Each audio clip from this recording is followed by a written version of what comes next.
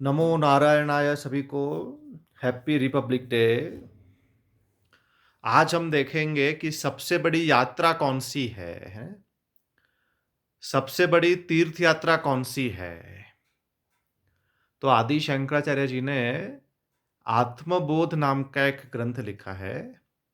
उसके अंतिम श्लोक 68 नंबर के श्लोक में उन्होंने कहा कि आत्मा को जान लेना, आत्मचिंतन यही सबसे बड़ी तीर्थ यात्रा है। तो पहले मैं श्लोक बोलता हूं, फिर उसका अर्थ देखेंगे, ठीक है? दिग्देशकालाद्यनपेक्ष्य सर्वगं शीतातिरुन्नित्यसुखं निरञ्जनम् यस्वात्मतीर्थं भजते विनिष्क्रियः स सर्ववित् सर्वगतोऽमृतो भवेत्। तो ये आत्मतीर्थ की यात्रा कैसी है? दिग्देश कालादि अनपेक्ष्य। इसमें देश काल आदि की अपेक्षा नहीं है। देश मतलब नासिक जाना है कि प्रयागराज जाना है। देश काल मतलब माघ मास में जाना है या चैत्र मास में जाना है। आदि मतलब 11 डुबकी लगानी है कि 21 डुबकी लगानी है। उत्तर दिशा में मुंह रखना है कि पूर्व दिशा में, ठीक है? आत्मतीर्थ की यात्रा में ये सब चीजें नहीं आती है। दिग्देश कालादि अनपेक्ष सर्वगम। और ये आत्मदेव कैसे है? सब जगह पे गए हुए हैं, सर्वव्यापी है, सर्वगम। ठीक है। शीतादिरुन्नित्य सुखम। इस तीर्थ यात्रा में सर्दी गर्मी, कम कपड़े पहनने पड़ेंगे, ज्यादा कपड़े पहनने पड़ेंगे, ऐसा कोई बंधन नहीं है ना?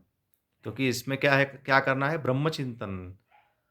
चलते चलते करो, बैठे बैठे करो, पूर्व दिशा में मुंह रखते हुए करो पश्चिम दिशा में मुंह रख के ब्रह्म चिंतन करो, कोई प्रॉब्लम नहीं है, ठीक है?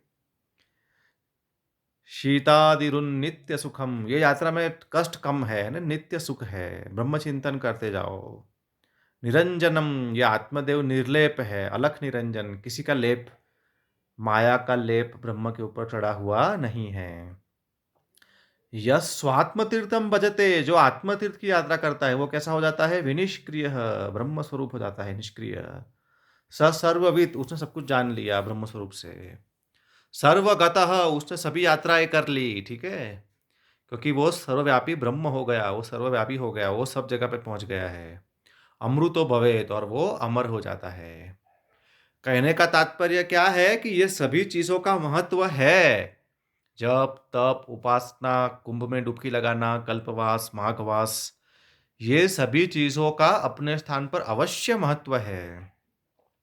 ग्रहण के टाइम में नदी में डुबकी लगाना, ये सब अवश्य महत्व है, इसका खंडन नहीं है। परंतु जो ब्रह्म चिंतन करता है, तो सबसे बड़ी तपस्या क्या है? ब्रह्म चिंतन। ब्रह्म को जान लेना, ब्रह्म को जानने की साधना करना, ये सबसे बड़ी तीर्थ यात्रा है, ठीक है? तो तीर्थ सिर्फ चार धाम या हिमालय या कुछ नदियां नहीं है। जो ब्रह्म को जानने वाले या ब्रह्म को जानने की साधना करने वाले महात्मा होते हैं, वो भी कैसे होते हैं? तीर्थ स्वरूप। उनको बोलते हैं जंगम तीर्थ, चलते फिरते तीर्थ, ठीक है? और दूसरे कौन से होते हैं? स्थावर तीर्थ, जैसे कि हिमालय है, श्रृंगेरी है, प्रयागराज है, नासिक है, ठीक है? तो स्थावर और जंगम दोनों तीर्थों की यात्रा करनी चाहिए। तो ये हमने आपको आदि शंकराचार्य विरचित आत्मबोध नाम के ग्रंथ में से आत्म तीर्थ की यात्रा का महत्व बताया आज, ठीक है? हरिओम तत्सत नारायण।